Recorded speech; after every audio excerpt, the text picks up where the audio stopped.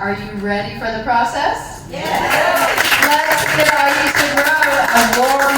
Introduction made me excited for the keynote.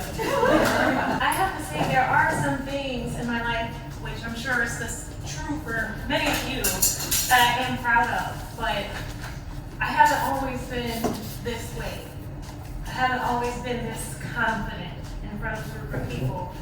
In fact, I lived my life where I kept quiet. And I tried to shrink down to what people thought. I'm in front of you. I'm definitely, absolutely, positively a scaredy cat. When I was growing up, I went through a lot of childhood traumas, and I lived in fear. I heard people say, she's a troublemaker, because I was going through things that I didn't really understand, and I acted out.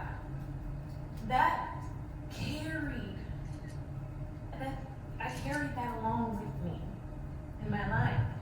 So at first I thought, I'm a troublemaker, then I'm just gonna do what they expect me to do.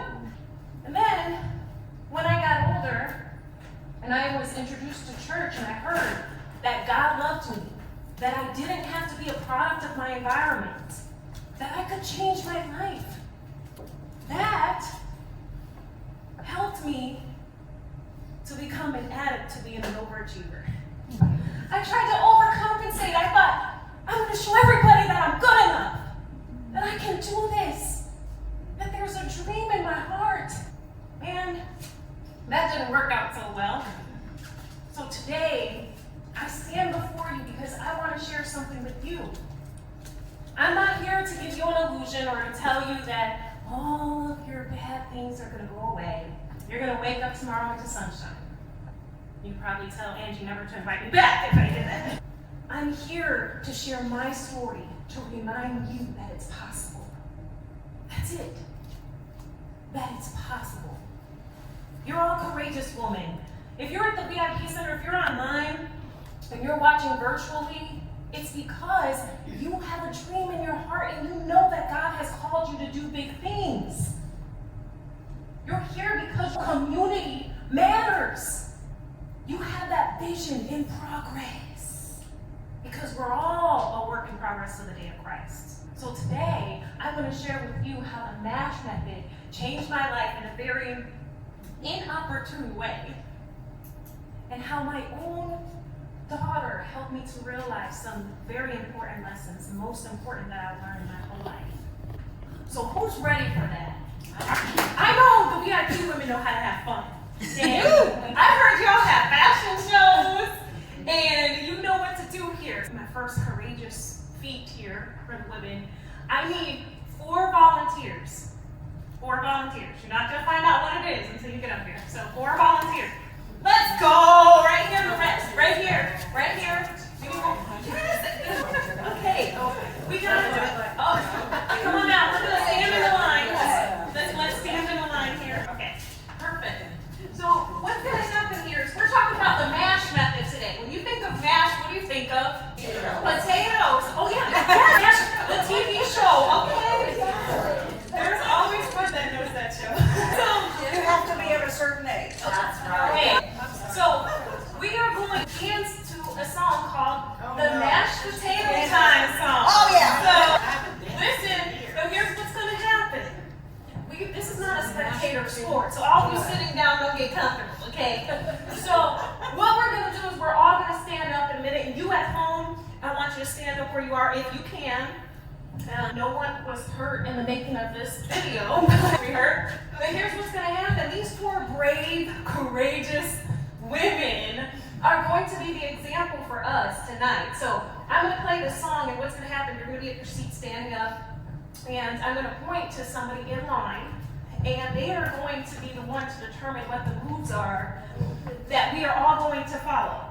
The other women up there, you're part of the quartet of queens, okay? We got this. So you are going to, when I point to you, that means you start, the person before you stops, and then they follow what you're doing. So it's going to keep going continuously for about 2 minutes. We can do this for 2 minutes, right? And plus, y'all just ate, and I don't want nobody falling asleep on me tonight, okay? I gotta get you ready. So here we go.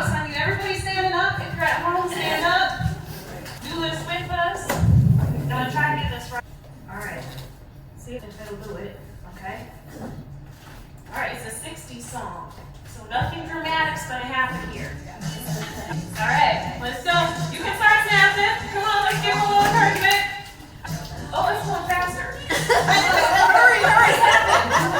I was just trying to turn it up. Oh, hey! Right here. Go, Sherry. Go, Sherry. Let's go. Oh, she's mashing potatoes for real. All right, right there in the purple. Okay, perfect. She's doing the real. This is the real mashed potato, by the way. Yeah. Okay, I'm seeing the glitter shoes. Okay. Everybody just freestyle tonight. Let's go. Let's go. Y'all are not rewarding people, so each of you get a $5 gift card. That gift card will pay for your coffee stir. All right. Now this is just going to be disobedient today. I got it. Okay. Angie told me I have to. Okay. Here comes Amanda Gleason, Operations Director. Okay. Sorry, this is, I'm getting used to this. All in love here.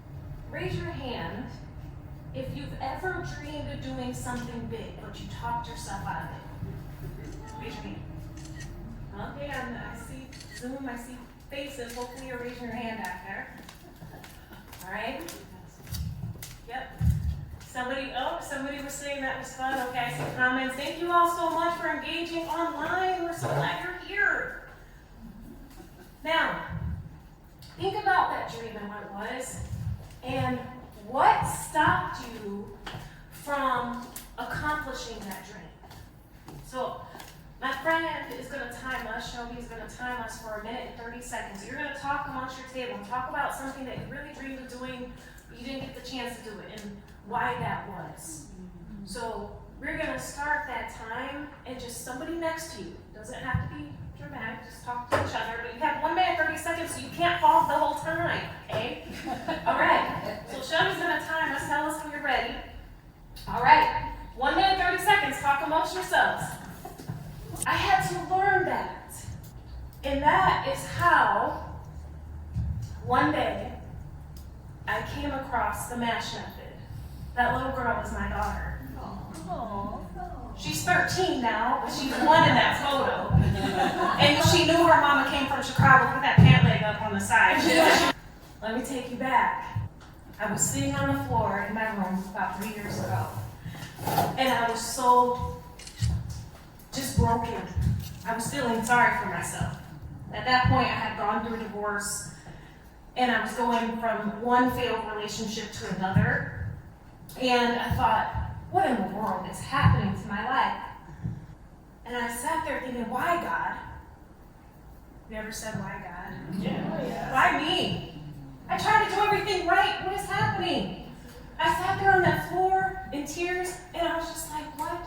And at the time, I was dating somebody long distance for about 2 years, and things were starting to get serious, and he ghosted me. Can you believe that? I am amazing. He ghosted me! And I was searching for closure. And you're just like, just tell me what I did. You know what I'm saying? Then God had to show me, Iesha, sometimes you gotta close that door yourself.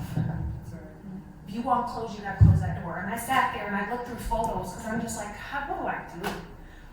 And I came across this photo of my daughter, and she reminded me, never give up. Mom, your dream is still possible. Here's what happened in that picture. It was a spring day. I was in the kitchen doing mommy things, and my daughter, who was 1, was nearby at the time. And it got so quiet, you could hear a pin drop. You know that feeling. The moms, or if you watch kids, you know that you're like, oh, it's too quiet. I turn around, and she's underneath the cabinet pulling things out. And I thought, of course, you don't think, oh, how cute. You think of the bad things that's going to happen. I said, she's going to grab the bleach, she's going to drink it, I'm going to have to drive her to the emergency room, they're going to pop her stomach in. And what felt like slow motion, you know the feeling. You're like, I got to get to them before they get to the thing. So I grab her, I put her to the side, I say, no! In my stern mommy voice. You know the voice. And I put everything back and I shut it. I thought, take care of that? Yeah. She kept going underneath the cabinet. And I thought, I'm gonna get a child lock. That's what it is. The child lock is, it says guaranteed. That's a lie. the child lock on, and by the looks of some of your faces, you already know what happened. I'm in the kitchen not long after that, doing my mommy things, and all of a sudden, by the time I turned around, she had ripped the child lock off the cabinet, and she was sitting in the bottom with that potato masher in hand and that mischievous smile on her face. So I did any logical parent would do, and I took a photo because she was not in harm's way. And I remember the persistence of my little girl. She was like, you might be here to kill dreams, but not mine, and not today. Her dream was getting in that cabinet to see what's on the other side. And she did not give up. And so she had a method. She had a M.A.S.H method. She didn't even know it. I want to bring your attention to this potato masher I have in hand. It's insignificant other than the fact that it's huge. But it can't do anything on its own. It's useless. It's a tool. But if you put the person behind it who knows how to use it, it takes and applies pressure, it can crush a potato. Just like you can crush your fears. So the first step, in order for us to mash or crush our fears, is the letter N in the M.A.S.H method. I'm trying to see if I got this right. That's it, crushing. M is for manage your mind. Now, one of my favorite things to read is called Commanding Your Morning by Cindy Trim. And I read it along with my Bible because it helps me get my mind in the right frame of mind before I start my day. And her quote says, if you do not take control of your inner thoughts, you will become a slave to your outer circumstances. That thought of me trying to get closure over a relationship that was just done. That thought of me trying to control the things in my life and to try to be something for everybody was not meant for me. So how do we manage our mind? Now, when we want to manage our mind, we have to recognize and rebut. Now, I'm telling you this because when I was in college, I was a telemarketer. I do not recommend. 1 out of 10, it's a 0. Okay? I was in college and my job was to sell accidental death insurance. Oh yeah. On behalf of Bank of America, not from Bank of, on behalf of, okay? We sold stuff. And I would call people and I was terrified, telling them crazy things. And so I called the person, I would say, hey, you can get up to $1 million in accidental death insurance. If you lose one eyeball, you'll get $50,000 extra. But if you lose a limb, it's another $1 million. And I would sell this. This is a true story. I cannot make this up. And we would just share this with people. And what do you say when a telemarketer calls your house? You say, I'm not what? Interested. I'm not interested. If we can tell somebody we're not interested, why is that? Because we know it's full of crap. We know there's just ridiculous. It sounds insane when you think about it, but I have to make money. But it sounds insane. Why do we let the thoughts that are repeat thoughts, that are negative, that are coming into our mind, continue to live in us? We know it's ridiculous. We know it's not true. We know that it is of the devil. We know that. But yet, we embrace it. How do we stop doing this? We rebuttal. One of the things I had to do in my job was I could not hang up the phone. The person could hang up on me, but I could not hang up the phone unless I rebutted them 3 times. So if you get a telemarketer, have mercy on them. Okay? When they call you, have mercy. That's their job. They're just trying to live. But I had to rebuttal them 3 times before hanging up the phone. They would say, I already have accidental death insurance. And I would say, keep in mind, this is supplemental to the plan that you have. And they would say, I'm not interested. Keep in mind, if you sign up today, we'll throw in an extra $50,000. Until they would hang up the phone. So when that thought comes through, instead of embracing it, it's rebuttal. The thought that, what can you possibly share with others? Who do you think you are?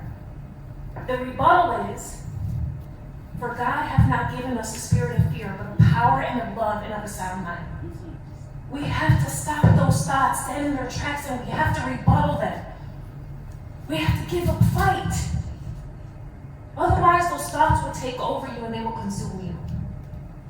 So the first thing in order to get my life in order is I had to control my mind. And no one else could do that for me. So the next thing in the M.A.S.H method, because you can't just control your mind. You can have high-level thoughts all day. The Bible says you have to be a hearer and doer of the word. So if we're a hearer and we're a doer, we have to take A is for aligned action. Now there's a difference between action and aligned action. How often have you heard the phrase, how often have you heard someone say, how are things? Oh, busy but good. We have this badge we wear. We're like, oh, I'm so busy. I can't go to that because I'm busy. We're so busy that we're doing every single thing except the one thing that we're supposed to do to move our dream forward. And we're wondering why we're missing. If you shoot for a target and you have no aim, you hit nothing. My daughter had aligned action. When I would distract her and try to move her away from that rock, she would, for a moment, she would entertain my thoughts and be like, do what Mommy said. As soon as I turned my back, guess what happened? She went straight to the lock. You ever buy a kid a gift and they want to play with the box and you're like, and you try to move it, you're like, Christmas present, I spent $100 on this. And they're like, forget it. That is what it is like. You may have to in your life take a step away sometimes. Take a beat to understand what is happening. But it should always be on the front of your mind. Your dream is never going to leave you until you take action. I'm going to tell you a story. When I was 36, I told myself, wow, remember, as a kid, I wanted to learn how to swim. But I was afraid of drowning. So afraid, I never went into the water up until waist high. So I thought, okay. I went to Puerto Escondido, Mexico, and I saw these women that were just in shape, looking gorgeous, and there was about 5 or 6 of them. They had their buoy strapped to their waist, and they went out to the water. I saw them swim against the Pacific Ocean. As just a morning fun thing they did, and I said, wow, God reminded me of my dream. It sounds ridiculous. I was just like, I want to do that someday. So I didn't know what to do. I was like, who knows how to swim? An instructor at the YMCA. So I remembered and realized that I couldn't think about the how, but the now. What can I do right now? Because obviously I can't swim. I never learned how to swim being in the inner city Chicago unless you have the means. You're just a city kid, you do what's there, right? So I'm like, I'm so old to do this. I'm scared. What if people are going to make fun of me? I'm going to look ridiculous.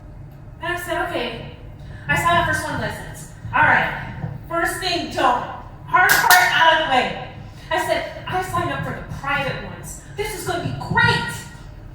I get to at least go private so nobody will see all the embarrassing things. I get to the YMCA. I'm pumped. I'm ready to go. She tells me, meet me out back. Outside. Excuse me? I'm going to an indoor pool. I got private lessons.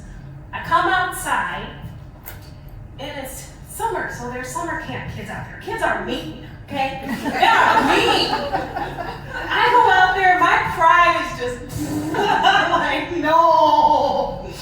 And of course, there's kids doing lessons on the other side, and I'm over there, and I'm riding a pool noodle, like, falling, and the lady's half holding me up. You got this, it's great. And I'm just like, help me, let me go under now. And I was terrified. At that point, I didn't even know how to put my nose under the water because I was afraid of that burn. That when water gets in your nose, it just like, it sets you back for a month. That's what I was afraid of. So, get in the water, and I was like, what in the world? Eventually, I was just like looking crazy, but I could survive in the water. So I was like, great. One day, I go to lessons, she tells me, now that you know how to float, this is what I want you to do. You're gonna go backwards since you're afraid of the water getting in your face. And I'm like, okay. And she's like, you're gonna go backwards. Here's what I want you to do. You're gonna go do a T like this and then an I like this. Here you go. In through your nose, out your mouth. Just like that.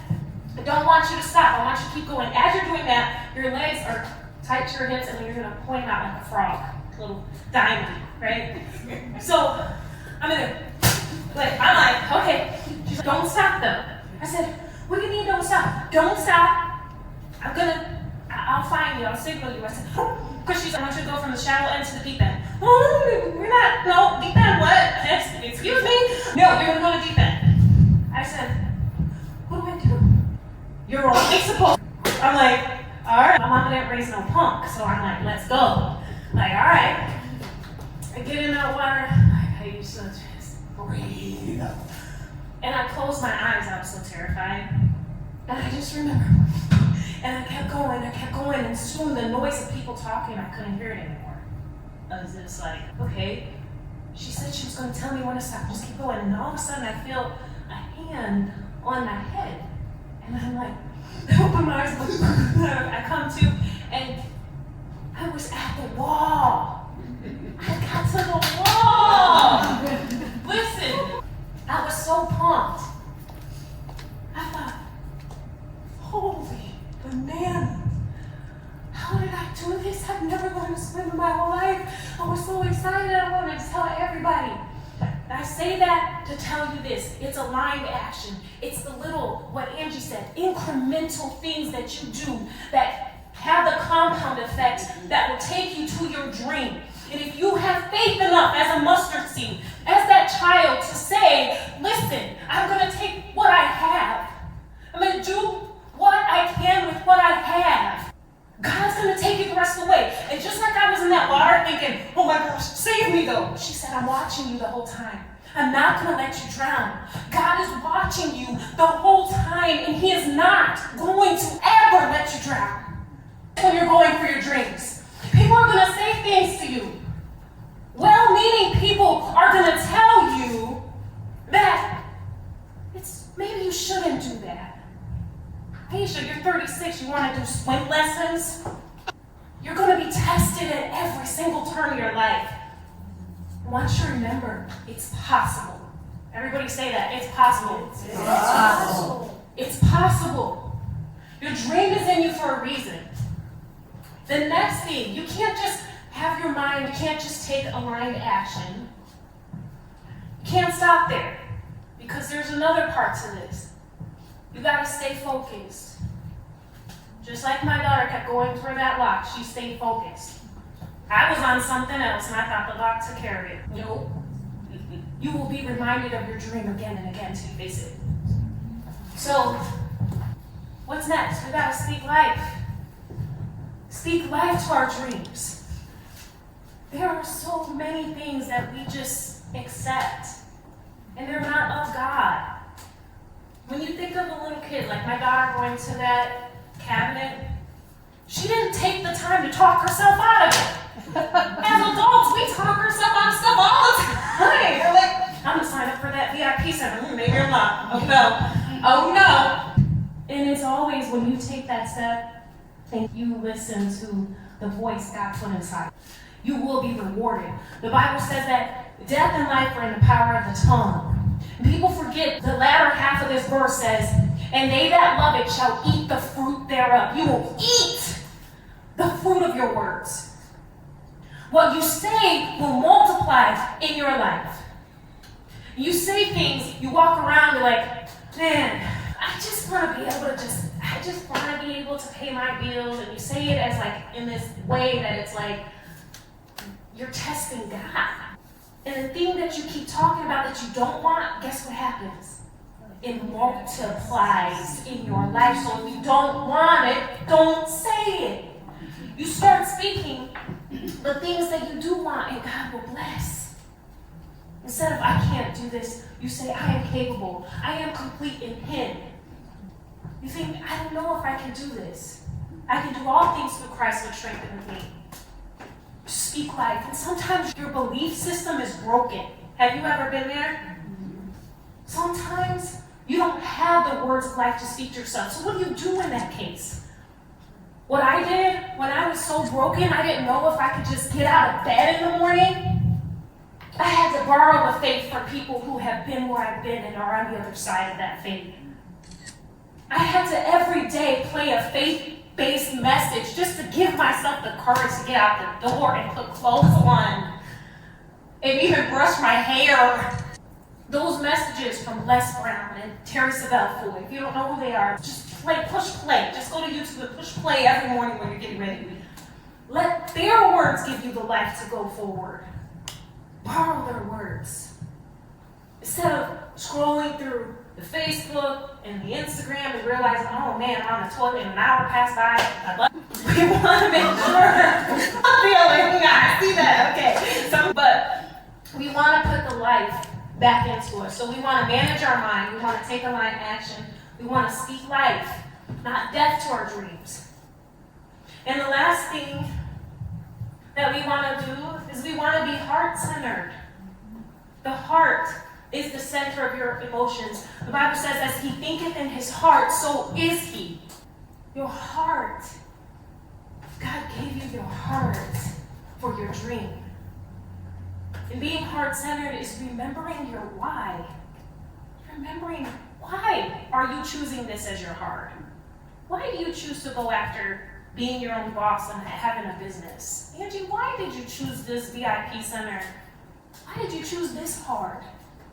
Because your why is deeper than any obstacle you can come up against. And when your why is strong enough and it's big enough and it's enough to make you get out of bed in the morning when you don't want to.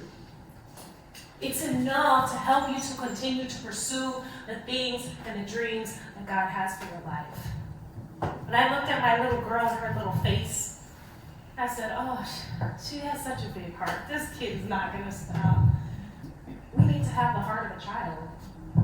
We have so many lessons to learn from children, which we all once were. So it's there in us. We want to manage our mind. We want to take aligned action. We want to speak like it. We want to be heart-centered. We want to remember our why. We want to connect to the people who are connected to our dream.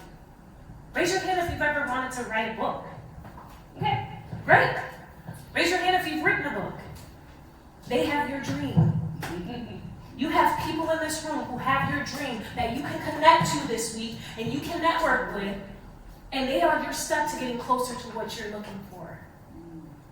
Don't let that pass you by this week. Don't let it pass you by. You're here for a reason. You have a purpose. There is a message only you can bring to your people. So we want to make sure that we're heart-centered. You see that lock at the bottom left over there? And she tore her pants off, which was a regular occasion in our house. Once she figured out how to get past that lock, she kept going over and over again. Once you break through the lock, you will have breakthrough after breakthrough, and you have a combination. You can never get locked out. And eventually, the people who doubted you will have to change the environment around you. I had to say, maybe the cleaning supplies don't need to go underneath. She's not stopping. They're going to know that you're not stopping, that you're serious about your dream. You might have a spouse that doesn't believe in your dream. You might have family members that don't believe in your dream. God didn't give them the dream, he gave it to you. Just like he gave Joseph the dream. Nobody else understood why or where it came from. He gave it to him. God gave it to you. Your dream is worth going after. When I saw her face in those photos that day, I realized I have so much to learn. God forgive me. Because this whole time I thought it was about me. It's not. Your life isn't about you. It's about the people you're meant to help heal and to serve so that they can get to the kingdom of God. To God be the glory. And when we take the light off of ourselves and off of our problems, God can then move away, world, and use us. Only if we surrender. And what's your dream? What is it? what did you talk about earlier today with your friend? Did you put it back in the corner? Is it collecting dust? I'm going to tell you this last story about I wanted to be a public speaker when I was younger, but I kept my voice shut because I didn't think I had anything important to say. As an adult, that dream wouldn't leave me. It wouldn't kept haunting me. I would see people on stage and say, one day, that could be me.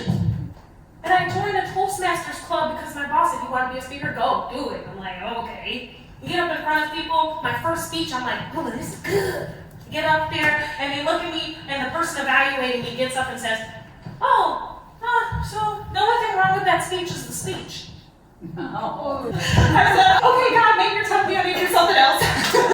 I tried it, we're good. And I kept going back and I kept practicing. And I went to, somebody said, take your speech, in 2 years you can join the Toastmasters International competition. And I said, 2 years? Okay. Then someone else after me comes up to me. Don't you listen to them. And she's one of my best friends. She's Ruth Schmidt. Don't you listen to them. You listen to me. She points her finger in my face. You compete now. I said, Ruth, I'm not ready. They just said I'm not ready. She said, you go now. Do you want to be a speaker?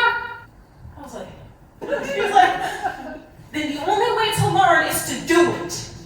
And if anything, you get to be in front of other people and get to see a live audience and how they respond to you. And that is the best lesson you can learn. I said, oh man, so I go in there, because I'm not a punk, I just told you that. So I go in there, and I go and I compete at the area contest. And I'm like, knees knocking, I'm up there, my hands are sweaty.